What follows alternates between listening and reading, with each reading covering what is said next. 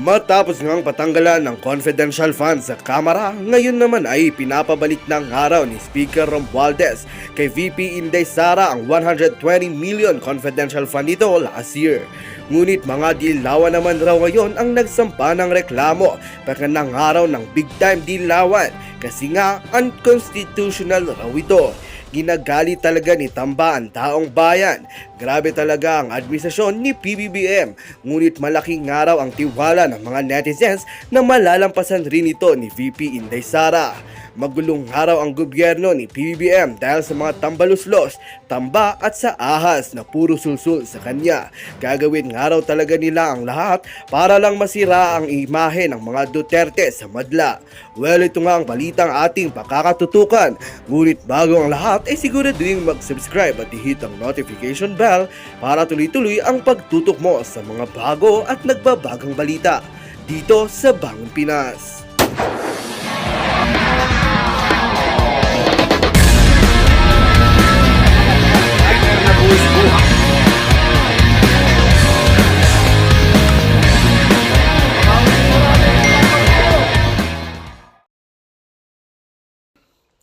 Pag-usapan pa rin natin ngayon ang umiinit na labanang politika ni Speaker Martin Romualdez at ni VP Inday Sara.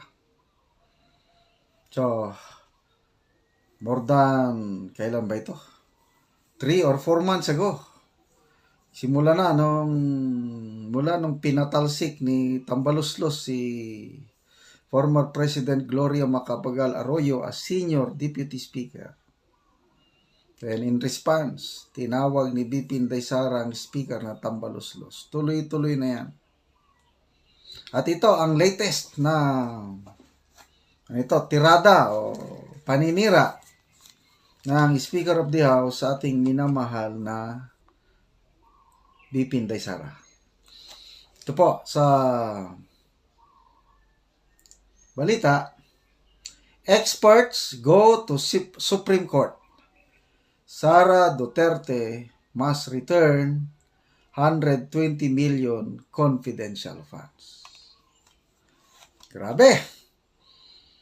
Hindi na siya nakontento, itong Speaker of the House, hindi na siya nakontento yung ginawa niya sa Congress na tinanggal na ang tuluyan. Ito, pinasobrahan pa niya talagang. Gusto niya pulbusin na si VP Sara eh. Pinababalik ang 121 million pesos na confidential funds. Pinababalik. So, sino ang ginamit ni Speaker Romualdez na mag-file ng kaso? Yung Makabayan Black? Hindi na. Mga dilawan. Talaga, no? Kompleto ang kanilang dahil according to Maharlika, ang First Lady Lisa Araneta Marcos nang nag-o-orchestrate lahat. So, alam naman natin, dilawan, big time dilawan po ang First Lady Lisa Araneta family. Galit sa mga Marcos. Tataka ako bakit pinili ng Bongbong Marcos ang isang Araneta eh. So, ang ginamit, mga sinawag nila na legal and economic experts. Grabe. A group of legal and economic experts nag-file ng petition noong November 7 sa Supreme Court. So, dalawang hinihiling, i-declare ng Supreme Court na unconstitutional yung ginawang pag-transfer ng pundo. Then after that, utusan ang Vice Presidente na ibalik ang 121 million funds. Okay. So, basahin ko lang yung portion ng kanilang petition na. It is most respectfully prayed that this honorable court declare the transfer of the amount of 125 million to the office of the Vice President as unconstitutional and that the office of the Vice President be ordered to return the money to the government treasury. Okay. So, sino-sino yung mga tinatawag nila na legal and economic expert? Isa na po dyan si dating Finance Yusek Maria Sheila Magno. Yung sinibak ni PBBM nung kasagsagan ng problema sa bigas, yung may price cap, na ang Yusek na ito nag-post sa kanyang social media account ng graph ng law of supply and demand ay pinapakita na lalong titindi ang problema sa bigas dahil sa price cap. As a result, siniba. Kasi dilawan ito. Mula pa nung last year election, very clear na ang sinuportahan ni Professor Sheila Magno ay si Leni Robredo.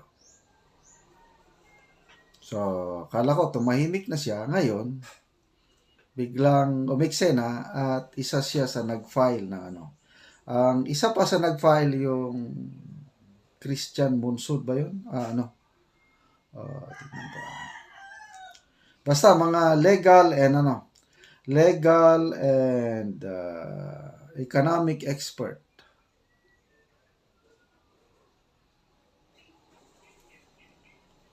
Yun. Including Constitution Premier Christian Bunsod. Tama. So, marami pang iba. So, ito, usabang batas na ito, wala muna akong masasabi kung ano ang desisyon ng Supreme Court. Ang mano ko lang is, ano naman ang reaksyon ng Office of the Vice President, Office of the President. Kasi sila ang nag-transfer. Okay, sinasabi ng Office of the President, meron daw basihan. Okay? Special Provisions Number 1 of the 2022 General Appropriations Act, GAA. The Office of the President has the power to approve releases to cover funding requirements of new or urgent activities or projects that need to be implemented or paid. Meron din. Nasa GAA din eh. So, I don't know kung... So, ang pinagtataka ko, itong sigalot na ito ay nagsimula sa opisina ng presidente. Kasi kung hindi nag-transfer, wala sanang gulo. So, ang salarin, sa tingin ko ang salarin si PBBM. Bakit niya i-transfer? Sunod nga salarin ang ating Vice Presidente. Bakit niya tinanggap? So, ano ba ang motibo ng presidente? Bakit niya binigyan ng 125 million confidential funds ang Vice Presidente? Dahil kaibigan, kapartner, at binigyan? O plano talaga? Ngayon, kung kaibigan talaga itong Pangulo, kaibigan niya ang Vice Presidente, dapat ngayon umaalalay na. But the fact na tahimik ang Pangulo, walang pakialam, parang walang nagyayari sa kanyang tinawag na BFF. Malala nyo nung birthday ng VP Sara last year, pinagmamalaki ng Pangulo na I appoint myself as the best friend forever of VP Sara. Kala ko totoo eh. Ano ngayon? Wala man lang siyang kaimik-imik. Kaya hindi totoong kaibigan itong Pangulong ito. So, lalo akong nagdududa o naniniwala sa theory na lahat ito patibong plinano ng Malacanang na pababagsakin si VP Inday Sara at isa paraan itong confidential fund. So, tinanggap. Dahil end of the year, December na, clear ng 11 days. Yun na po ang pagkakamali ng ating Vice Pangulo. But, ano na yan? Past is past. Ako, buo pa rin ang tiwala at suporta ko kay VP Inday Sara. Kahit in 11 days na clear niya yan, parang lumalabas, ginastos. To me, hindi niya ibinulsa.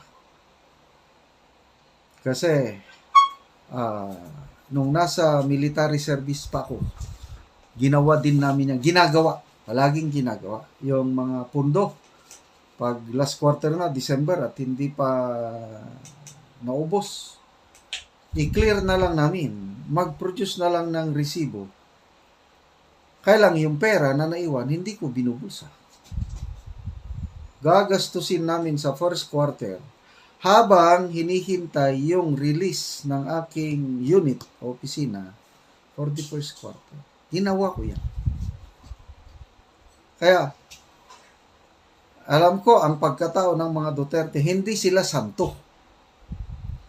May tao lamang, may kahinaan, pagkakamali. Pat pagdating sa paggamit ng ganyang kalaking pera, simpleng tao lang mga Duterte. Tignan nyo ang Tatay Digong. Magdamit, simple. Kumilos, simple. Kumain, simple. Alala ko tuloy, ang paboritong pagkain o ulam ni Tatay Digong, bolkachong. Nakatikim na ba kayo ng bolkachong? Ako, ang sarap. Ang bolkachong po is buto-buto ng kalabaw. Para bang balbakwa. Kailang buto. Masarap ang sabaw. Maano lang, makapa-arthritis.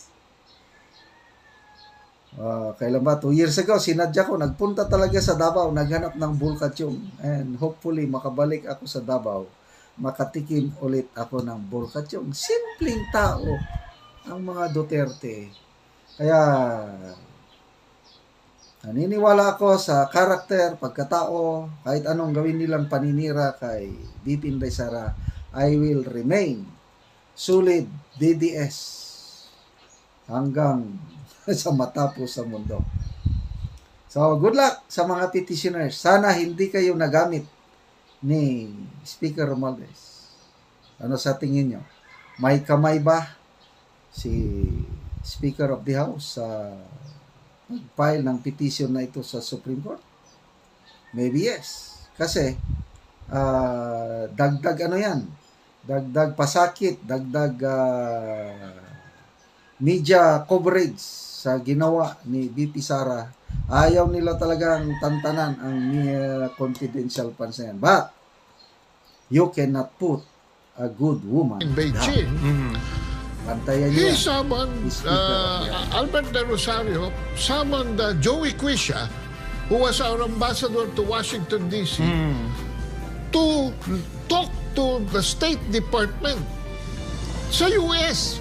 So, anong nangyari? Imbis na A to B, naging A to C to B.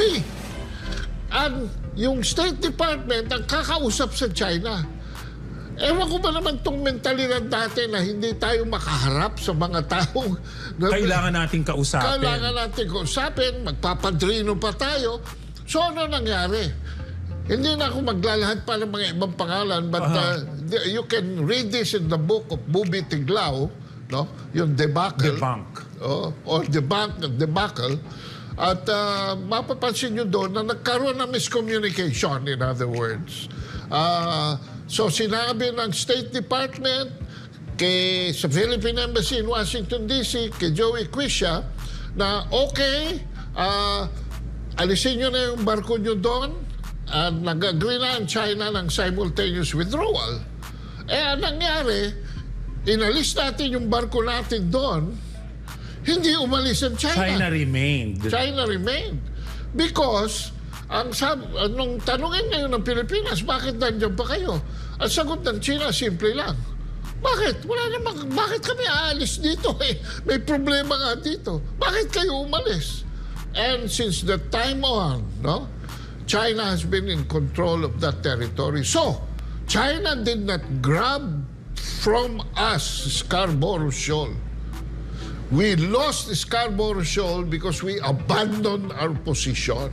Ito po ay nagsimula sa pera, Okay. sa kayamanan, sa paghahanap ng langis at gas sa Reed Bank.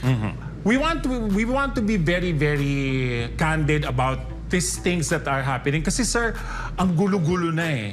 Hindi na nagtuturuan na and all that. But as what my question is when I was introducing the topic, saan ba talaga to nagsimula, sir? Ano ba ang pinag-ugatan ng lahat ng ito at sino ba talaga ang dapat nating ituro sa lahat ng gulo na ito sa inyong pagkakaalam, sir? So, derechahan na tayo. Diretsahan po tayo, sir.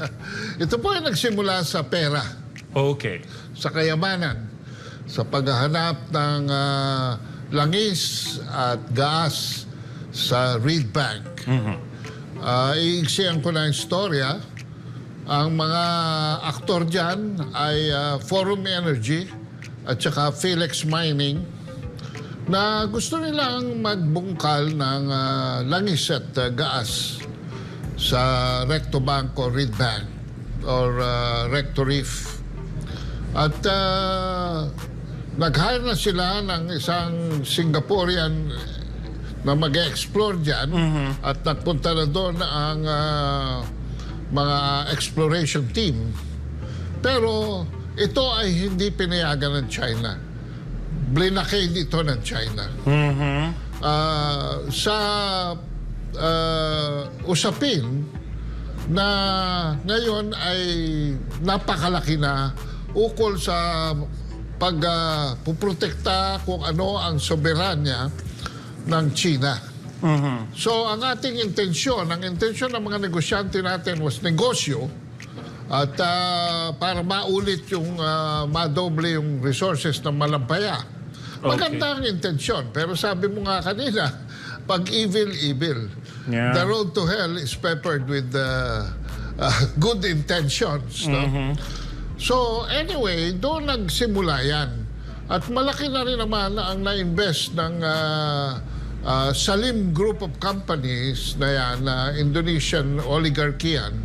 Salim Group of Companies. Si Anthony Salim na headquartered in Hong Kong as the First Pacific Holdings. So sir, what year did this start? Yan nag-start ng mga 2010, 2011, mga Okay. ganyan.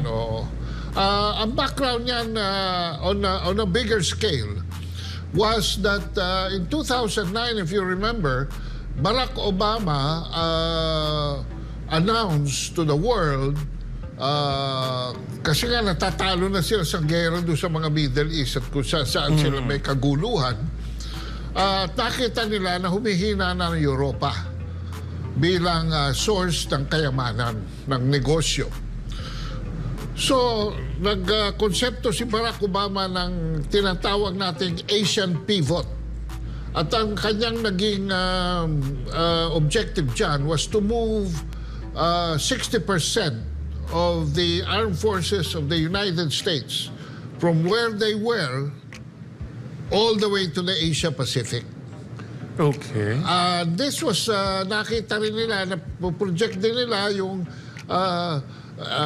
straight diagonal upline ng economy ng China at nakita nila na at some point mauunahan ng US. So, as is usual to the US, lagi silang gumagawa ng gera para magkaroon sila ng economic advantage. That is the usual modus ng United States. No? Kaya lang, ang China naman, wala namang intensyon ng gera yan, wala namang intensyon ng pananakop, basta negosyo lang. Yeah. Negosyo lang, economic development lang. So, against that bigger background, nandito itong oil and gas negotiation na ito, ang napili ni Noynoy Aquino na Secretary of Foreign Affairs was Albert de Rosario. Okay. Na ngayon, si Albert de Rosario ay stockholder. And in fact, director ng First Pacific Holdings. So, involved siya dyan. although si Manny Pangilinan ang humaharap, no, sa mga salim interest, investor dyan si Albert De Rosario, naging Secretary of Foreign Affairs natin. So, ang kanilang naging resulta is kung paano nila maibabalik yung buwelo para makaleverage sila uli, para makaposisyon uli sila doon sa langis. And sabi ko nga, as always, when you plan ahead on the wrong side of history, you will end up always with an accident, or with an incident. No? And that incident came by way of the BRP Gregorio del Pilar stopping about 8 Chinese boats dito sa may Scarborough Shoal at binoard nila. And in international law, Peter, when a gray ship boards a civilian ship bearing the flag of another nation, it is an implicit declaration of war against that flag that the civilian ship is carrying. Okay. Nagpang-abot. May mga Coast Guard ships na tumulong doon sa mga Chino. So nagkaroon ng standoff. Ngayon, normally and logically and commonsensically, pagka nagkaroon ng problemang ganyan, A country goes to B country and they talk. Di ba? Yes. Ang nangyari dito, Albert De Rosario, instead of going straight to the Chinese embassy or to the Chinese... As a foreign secretary. As a foreign secretary, or to the Ministry of Foreign Affairs of China in Beijing, he summoned, Albert De Rosario summoned Joey Quisha, who was our ambassador to Washington, D.C., to talk to the State Department sa US. So, ang nangyari, imbis na A to B, naging A to C to B. Ang yung State Department ang kakausap sa China. Ewan ko ba naman itong mentalidad dati na hindi tayo makaharap sa mga taong... Kailangan nating kausapin. Kailangan natin kausapin, magpapadrino pa tayo. So, ano nangyari? Hindi na ako maglalahad pa ng mga ibang pangalan, but you can read this in the book of Bubi Tiglao, no? Yung debacle. Or debacle. At mapapansin nyo doon na nagkaroon ng miscommunication, in other words. So sinabi ng State Department sa Philippine Embassy in Washington, D.C., kay Joey Quisha, na okay, alisin nyo na yung barko nyo doon, at nag-agree na ang China ng simultaneous withdrawal. Ang nangyari, inalis natin yung barko natin doon, hindi umalis ang China. China remained. China remained. Because, nung tanungin ngayon ng Pilipinas, bakit nandiyan pa kayo? Ang sagot ng China, simple lang. Bakit? Bakit kami aalis dito? May problema nga dito. Bakit kayo umalis?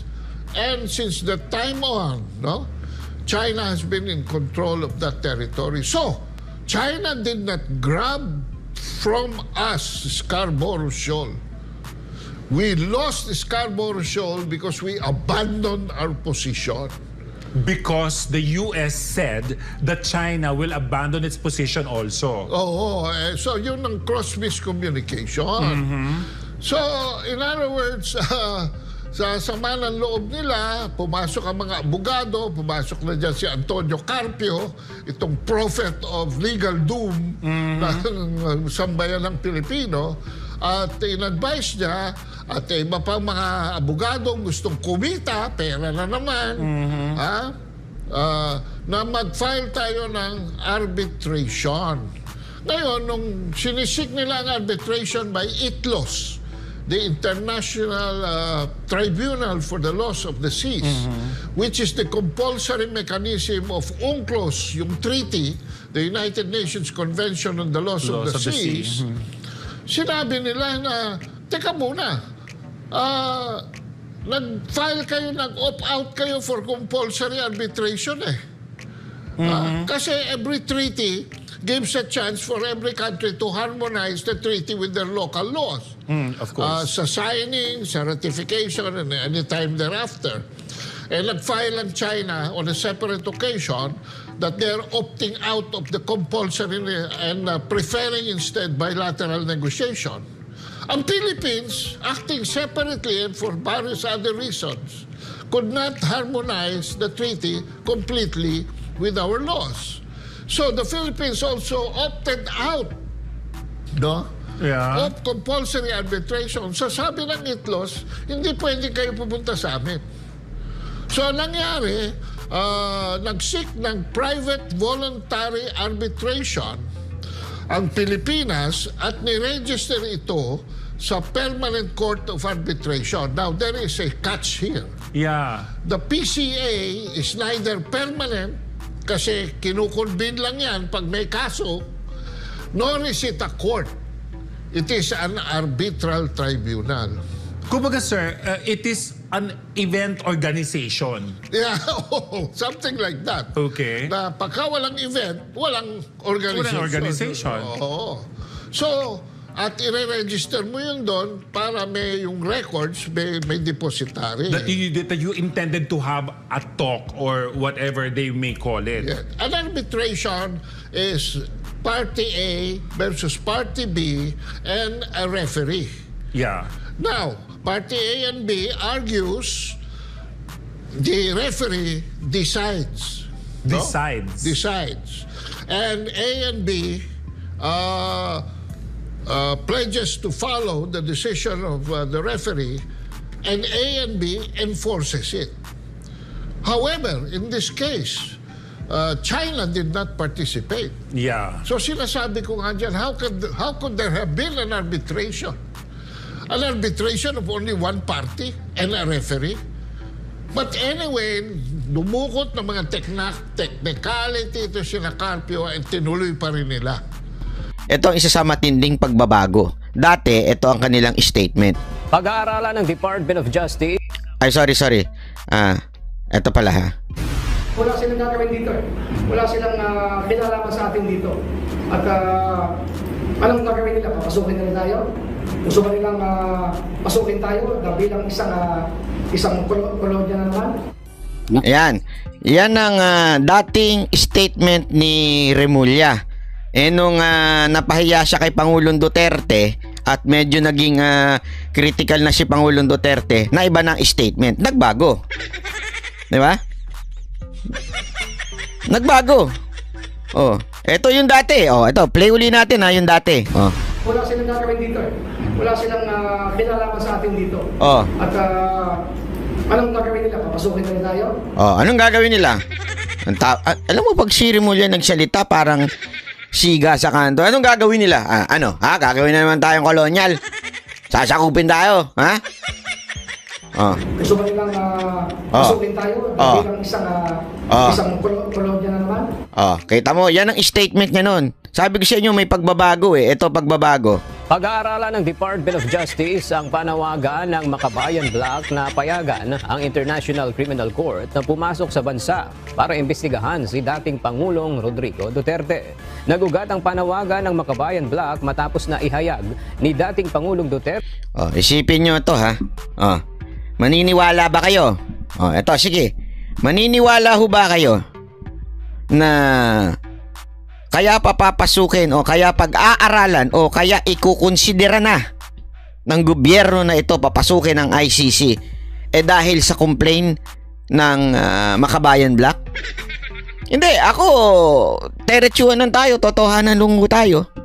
Sa tingin nyo, yun ang dahilan kung bakit papayagan na o pag-aaralan o ikukonsidera na na ipapasukin ng ICC? Hindi ho, kalokohan. Isang malaking kalokohan. Bakit ho kanyo? Tinamaan ho talaga ang ego ni Remulla. Dahil ho dun sa pagtatanggol ni Pangulong Duterte sa kalayaan ng pamamahayag ng mga vloggers, ng lalong-lalo ng Banateros Brothers, tinamaan ang ego nitong matandang to si Remulla. Yan ang totoo dyan. Pangalawa, siguro, dahil nga na nakikita na kinokontra na ni Pangulong Duterte ang gobyerno na to,